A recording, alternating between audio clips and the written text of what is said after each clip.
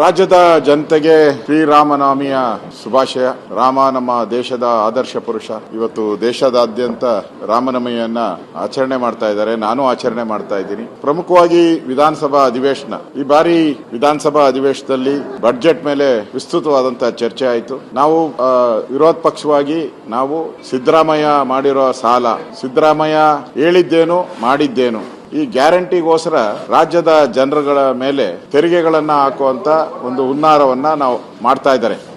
ಇನ್ನೊಂದು 15 ದಿನ, ಒಂದು ತಿಂಗಳಾದ್ರೆ ಒಂದೊಂದೇ ತೆರಿಗೆಗಳನ್ನ ಏರಿಕೆ ಮಾಡೋಕೆ ಸಿದ್ದರಾಮಯ್ಯ ಹೊರಟಿದ್ದಾರೆ. ಈಗಾಗಲೇ 1,32,000 ಕೋಟಿ ಈ ವರ್ಷ ಒಂದರಲ್ಲೇ ಮಾಡಿದ್ದಾರೆ. ನನ್ಗನ್ಸುತ್ತೆ ಸುಮಾರು 3.5 ಲಕ್ಷ ಕೋಟಿಯಷ್ಟು ಈ ವರ್ಷದಲ್ಲೇ ಅವರು ಕಳೆದ 3 ವರ್ಷದಲ್ಲಿ ಸಾಲ ಮಾಡಿದ್ದಾರೆ.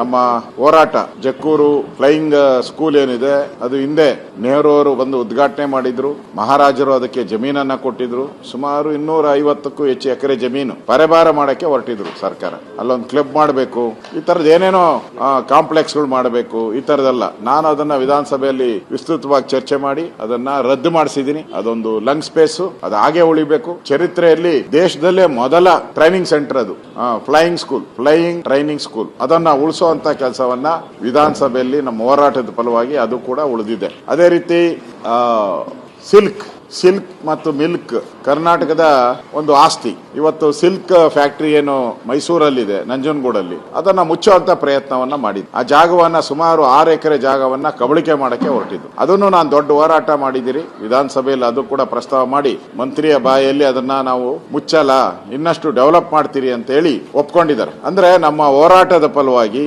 ಇವತ್ತು ಫ್ಲೈಯಿಂಗ್ ಉಳಿದಿದೆ ಮತ್ತು ರೇಷ್ಮೆ KSIC ಅದು ಕೂಡ ಉಳಿಯುವಂತ ಕೆಲಸವನ್ನ ನಾವು ಮಾಡಿದಿರಿ. ಅದರ ಜೊತೆಗೆ ಇವತ್ತು ಬೆಂಗಳೂರಲ್ಲಿ ಅತಿ ಹೆಚ್ಚು ತೆರಿಗೆಯನ್ನ ಕಟ್ಟುವಂತವರು ಬೆಂಗಳೂರು ಜನ. ಆದ್ರೆ ಬೆಂಗಳೂರಿಗೆ ಏನ್ ಕೊಡುಗೆ ಕೊಟ್ಟಿದ್ದಾರೆ ಅಂದ್ರೆ ಎಲ್ಲ ಗಾಳಿಗೊಪ್ಪರ, ಹಣ ಬಿಡುಗಡೆ ಮಾಡಿಲ್ಲ.